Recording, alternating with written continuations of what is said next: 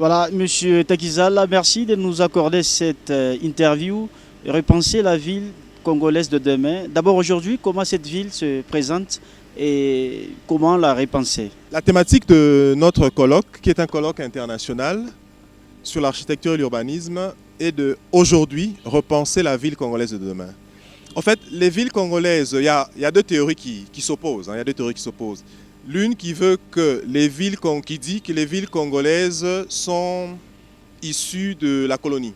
Donc elles ont été créées par la colonisation. Et une deuxième théorie du professeur P.A. de Saint-Moulin qui dit plutôt que les villes coloniales ont été structurées sur les hameaux précoloniaux existants. Donc c'est ces deux premières théories qui s'opposent.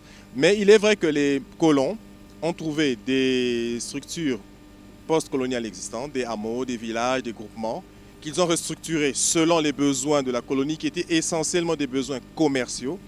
Je donnerai des cas de villes, si on prend la ceinture du fleuve, comme ils aimaient bien appeler. Vous avez le rail qui vient du Katanga jusqu'à Kindu, point de rupture de charge, jusqu'à Kisangani, point de rupture de charge. On met dans le bateau jusqu'à Kinshasa et on remet dans le rail jusqu'à Matadi pour exportation. Donc toutes ces villes ont été conçues et orientées le long de ce parcours, essentiellement pour l'activité extractrice des minerais et l'exportation. Ça, c'était avant 60. Il y a eu l'indépendance. Et après, toutes les productions urbanistiques qui ont été faites au niveau de la ville ont continué à être faites sur ce modèle. Parce que je vous informe, ou j'informe l'opinion que la loi sur l'urbanisme qui est de vigueur jusqu'aujourd'hui, c'est le décret du 20 juin 1957 qui n'a toujours pas été abrogé. Et jusqu'aujourd'hui, les villes congolaises, les exercices d'aménagement urbain sont faits sur cette loi qui est complètement dépassée aujourd'hui sur plusieurs aspects. Parce que c'est une loi qui préconisait essentiellement le zoning. En fait, le zoning, c'est le regroupement, l'aménagement de l'espace en zones spécialisées. On a par exemple dans une ville, pour le cas de Lubumbashi, la zone industrielle, la zone résidentielle, le cas de Kinshasa, où il y avait la zone résidentielle pour les Blancs, la cité indigène ou le centre extra-coutumier à Makomeno et autres. C'est sur ces modèles que les villes ont été calées et ont été développées après l'indépendance. Mais il se fait qu'aujourd'hui, depuis pratiquement les années 90, il y a eu une nouvelle tendance à ce qu'on appelle la mixité. La mixité urbaine, la mixité fonctionnelle. Donc c'est simplement qu'on passe d'un modèle de la ville où, le modèle actuel en fait des villes, qu'on passe d'un modèle où les villes étaient réparties en zones spécialisées, où on va maintenant sur une approche où dans les zones se créent de nouvelles fonctions. Vous prenez par exemple le cas du quartier industriel à Lubumbashi, qui était une zone exclusivement industrielle, mais avec le déficit de gouvernance urbaine, avec tous les problèmes liés à l'économie, avec les pillages, les changements de régime, les guerres successives.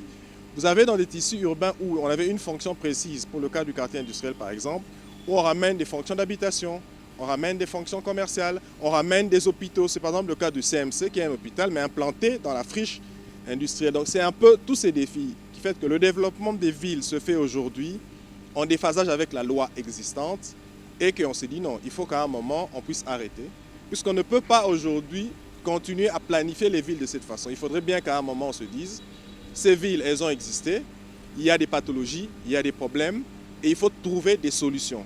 Et ces solutions passent justement par cet exercice. Nous ne disons pas que ce colloque a le monopole, mais ce colloque veut amorcer, parce qu'il y a eu plusieurs exercices qui ont été faits avant, continuer la réflexion sur comment aménager, penser, requalifier les villes congolaises de demain. Donc c'est un peu ça l'objet de l'intervention, l'objet de ce colloque. Et dans cette optique, quels sont les défis qu'il faut relever dans la construction d'une nouvelle ville congolaise? Des défis de taille. Je vous dis déjà que d'ici, les statistiques de l'ONU Habitat, d'ici 20 à 40 ans, Kinshasa sera la deuxième ville la plus peuplée d'Afrique avec plus de 16 millions d'habitants. Lubumbashi et les grandes villes, Goma suivront le pas. Et la population africaine d'ici 40 ans va doubler. Donc on passera à peu près à 4 milliards, 4 milliards et demi. Je ne maîtrise pas bien les chiffres sur le continent. Ça veut dire que c'est 2 fois plus d'hommes, 2 fois plus de personnes qu'il faut loger, qu'il faut, il faut des écoles, il faut soigner, il faut des centres sportifs, des espaces communautaires. Donc c'est ça le défi. Le défi, c'est la démographie qui est galopante dans les villes africaines et dans les villes d'Amérique du Sud.